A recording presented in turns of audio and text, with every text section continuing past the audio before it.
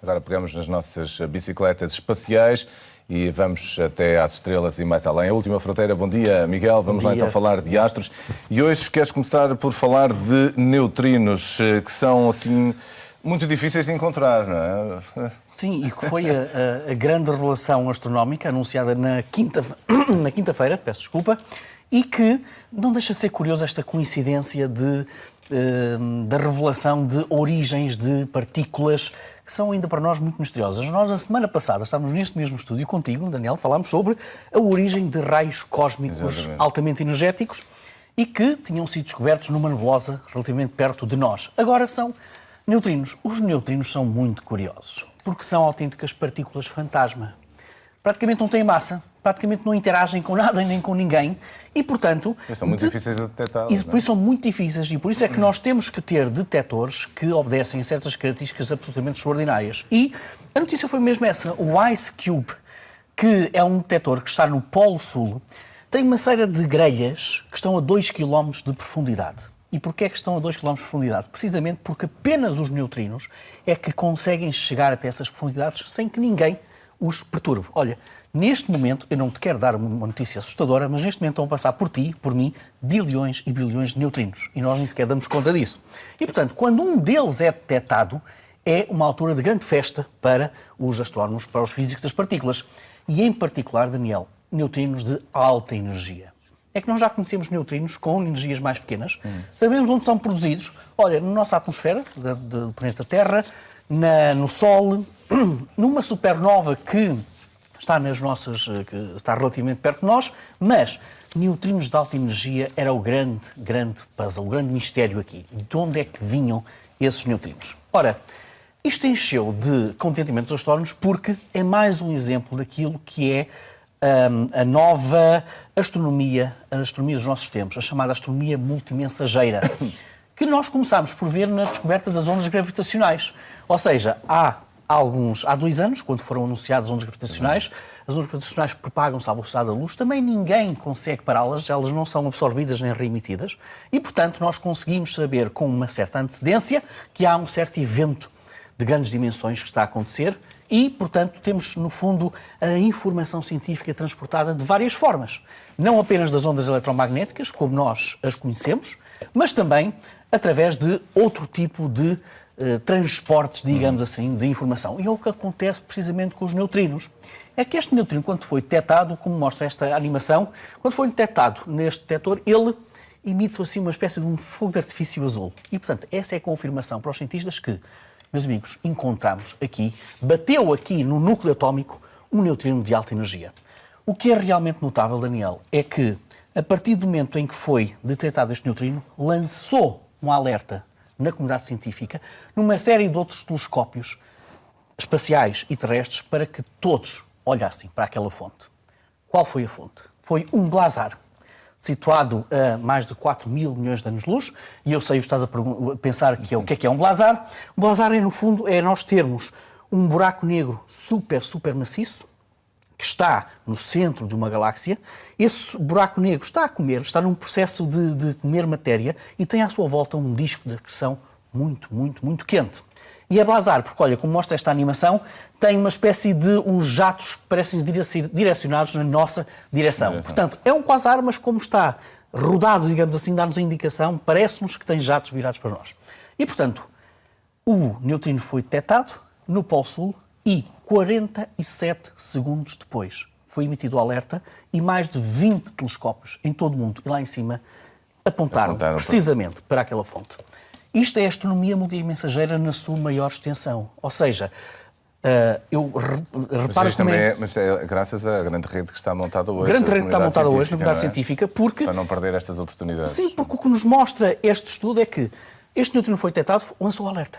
E, portanto, vamos todos olhar para ali. E, portanto, nós agora sabemos, já se desconfiava há algum tempo, que os blazares, portanto, estes super maciços buracos negros, são também aceleradores de partículas, deste tipo também de partículas, que são os neutrinos. E, portanto, está a criar também aqui uma forma, agora já do ponto de vista prático, de termos acesso a mais informação astronómica através de várias fontes.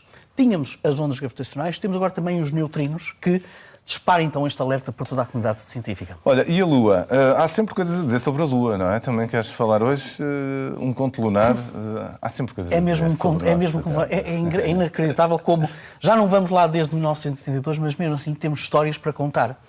E então a notícia desta semana é quase uma história de Sherlock Holmes, autenticamente. Fala-nos que, olha, nós estamos a ver imagens do rover das missões, nós vamos ver imagens das missões Apollo 15, 16, 17 e este rover... Foram já as mais tardias, as últimas. Sim, e sobretudo este rover e a atividade dos humanos na Lua são particularmente fascinantes. Porquê?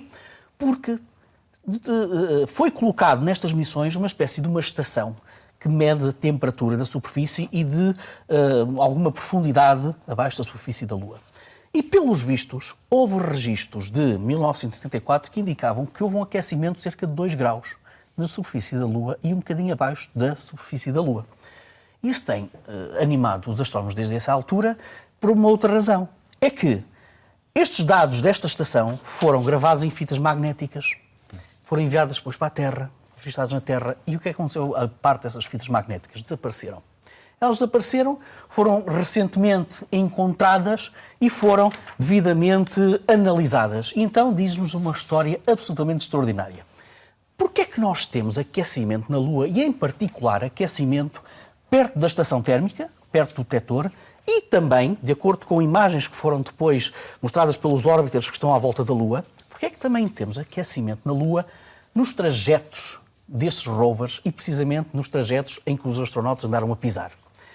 É inacreditável. A culpa, pelos vistos, de acordo com este grupo de cientistas, é dos próprios humanos. É dos humanos, Ou claro. seja, a Lua tem uma espécie chamada rególito lunar, que é uma espécie de pó na sua superfície, muitíssimo fina. E, portanto, quando os astronautas andaram a pisar na Lua e andaram com o rover, aquilo afastou, de certa forma, esse pó lunar da superfície. E deixou exposto Tiraram-lhe a capa, uma zona... não é? Exato, é precisamente isto. Tiraram a capa e deixaram exposto nessa zona, zonas mais escuras da superfície lunar, que absorvem muito melhor o calor. Ou seja, de outra maneira, não refletem tanto. Exatamente. E, portanto, bastou apenas a atividade humana na superfície da Lua a expor uma zona mais escura da Lua para absorver mais o calor. E, portanto, não deixa de ser curioso que às vezes há mistérios lunares que têm explicações muito mais prosaicas do que aquilo que nós estávamos propriamente à espera. Olha, é sempre bastante interessante. Estamos a terminar. Trazes-nos aqui hoje alguns livros como sugestão de leitura. Olha, temos, por exemplo, o novo livro de Andy Weir. Ele é mais conhecido por ter sido o autor do Marciano, que depois foi adaptado para cinema. Desta vez, publicado pela mesma editora, a Top Seller, uma chancela da editora 2020, o livro Artemis é a sua nova proposta. Olha, calha bem, falámos da Lua e este livro é passado precisamente na Lua. Mistura uma vez mais, de uma maneira extraordinária, ficção científica com alguns episódios misteriosos, mas perfeitamente humanos, na Lua. E, portanto, é um livro que também está a ser muitíssimo bem recebido pela crítica. Depois, o 7º livro da coleção Clube dos Cientistas, Levanta Voo, é a sugestão de Maria, é escrito por Maria Fonseca Macedo e também da editora Book Smile, e é daqueles livros que qualquer pai gosta de oferecer aos filhos, porque é um livro de aventuras. Nós vamos mostrando os livros. E, portanto, junta um livro de aventuras, precisamente para idades dos nossos jovens, e que no final desses livros têm sempre atividades científicas para os pais poderem fazer com os filhos. Temos também uma outra sugestão de uma senhora professora do primeiro ciclo, que tirou o mestrado em Astronomia, aqui na Universidade do Porto, chamado Leve-te às Estrelas, os extraterrestres Edwin e a Carlota, uma viagem pelo universo, da editora Mahatma. E olha, é daquelas narrativas clássicas de uma viagem pelo universo com os jovens, com um extraterrestre. Não é muito vulgar, nós temos este tipo de narrativas ainda por cima tão bem escritas em Portugal e, portanto, meus parabéns à autora. E, por último, temos uma reedição de um clássico da divulgação científica, uma reedição da Gradiva, O Gênio Egoísta, de Richard Dawkins.